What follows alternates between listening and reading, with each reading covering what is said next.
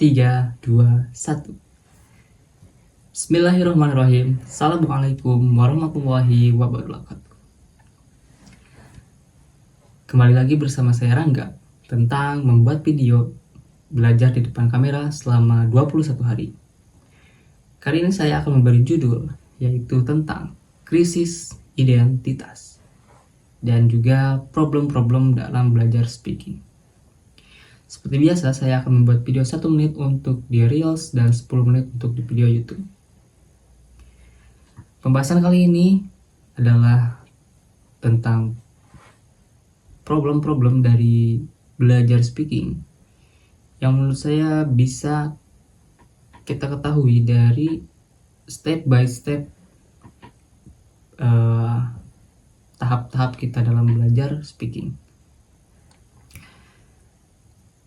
Seperti yang saya sampaikan bahwa memang problem dalam speaking ini adalah banyak, dan dari video-video sebelumnya sudah saya jelaskan tentang problem-problemnya, dan saya akan spesifik di sini tentang bagaimana problem dalam speaking itu terjadi.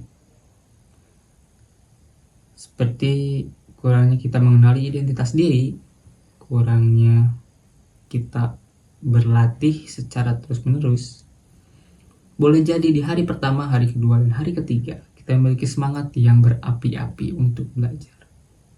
Tapi di video yang keempat, kelima, keenam, kita sudah mulai lelah untuk belajar.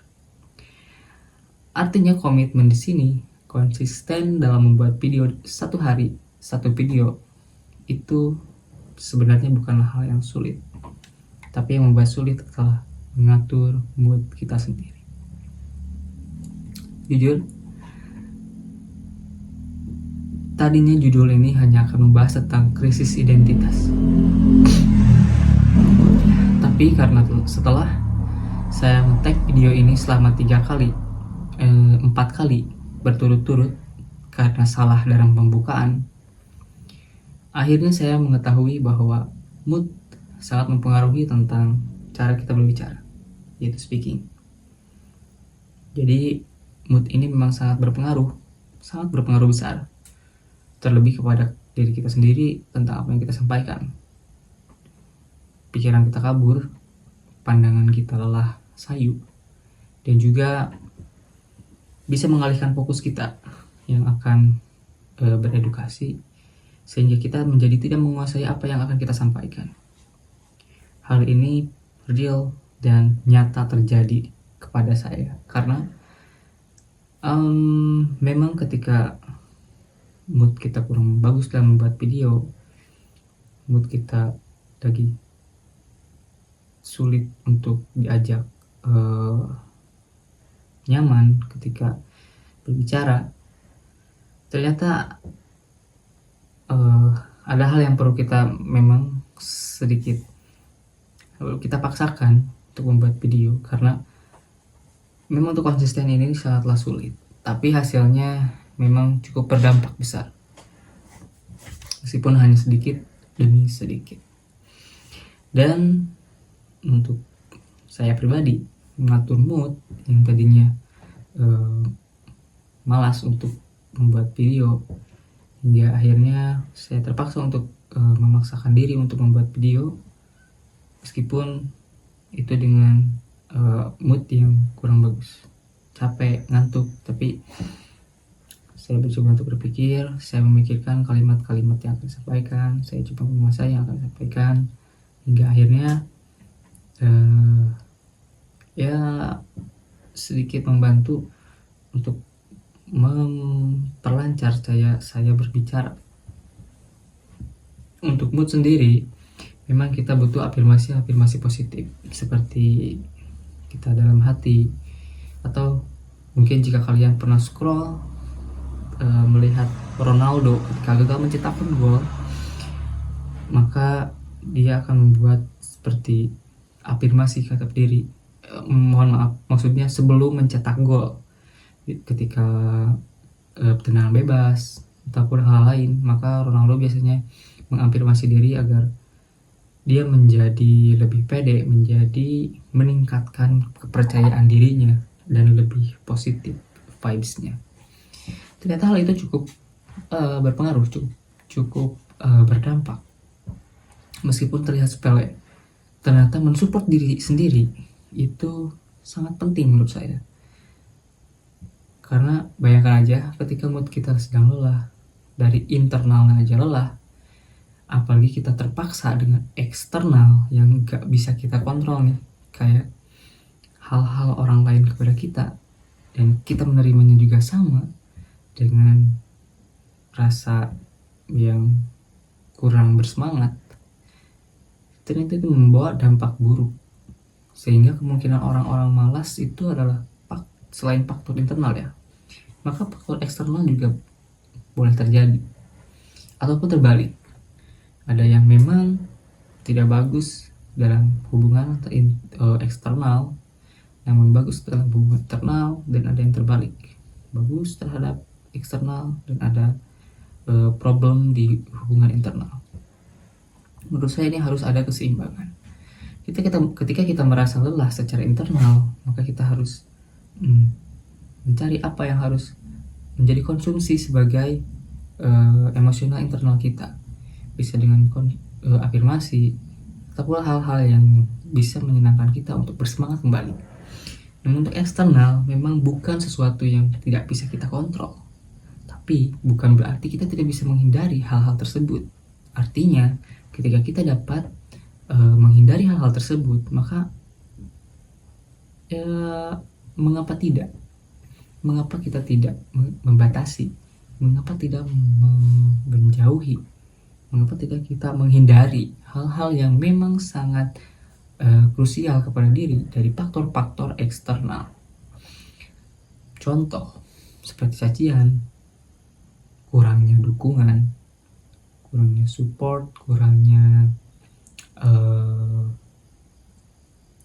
asupan motivasi dan hal-hal lain.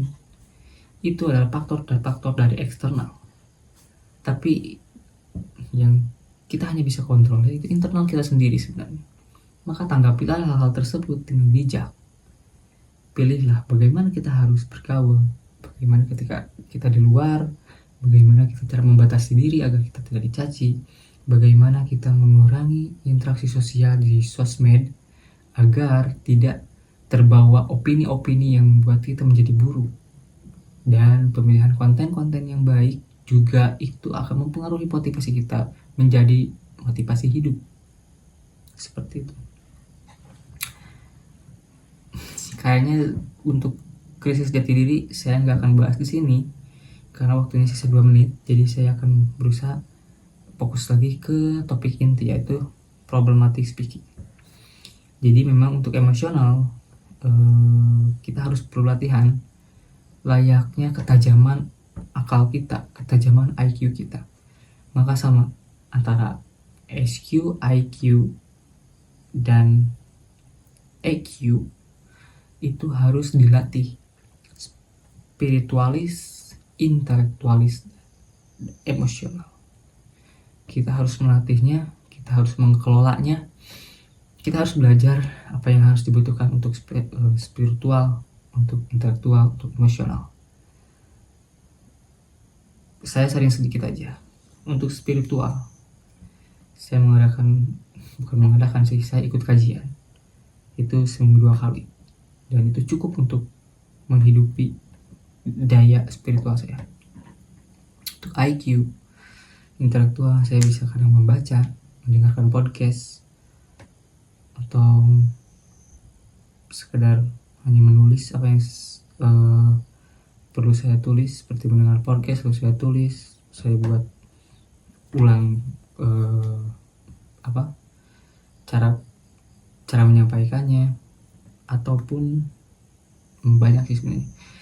Untuk emosional ini memang berkaitan tentang kontrol emosi kita. Hal yang sering saya lakukan yaitu menulis. Dengan menulis kita bisa mencurahkan semua yang kita mau, apa yang ada di pikiran kita. Dan menurut saya ketika kita mengalihkannya untuk scroll, saya pikir jangan terlalu banyak untuk scroll. Jangan berharap emosional kita akan terpuaskan dengan scroll dengan dopamin yang mudah. Saya lebih memilih olahraga untuk pernapasan, kontrol emosi, dan menulis. Itu cukup untuk saya untuk mengeluarkan hal-hal yang problematik yang emosional. Kebetulan dalam seminggu ini saya tidak latihan olahraga. Ada sedikit kekecewaan kepada diri sendiri karena mungkin belum bisa berbuat baik untuk orang lain, sehingga orang lain tidak berminat untuk belajar olahraga bersama kita untuk sharing-sharing. Mungkin itu, dan itu yang mungkin perlu saya tingkatkan. Untuk spiritual, alhamdulillah lancar. Ya mungkin di sholat subuh ini saya masih telat, tapi saya akan coba meningkatkan lagi, dan hal-hal lain juga. Untuk intelektual, membaca sih yang kurang. Jadi saya lagi suka nonton video sebenarnya, tapi membaca ini sangat penting sih menurut saya, karena melatih ketajaman imajinasi kita tentang sebuah ilmu dan belajar berargumentasi tentang menanggapi sebuah ilmu. Oke, karena sudah lebih 1 menit, mungkin saya tutup aja, dan itu semoga menjadi motivasi kita semua, terutama saya, sebagai menjadi pengingat untuk terus semangat membuat video. Terima kasih, saya Rangga. Wassalamualaikum warahmatullahi wabarakatuh.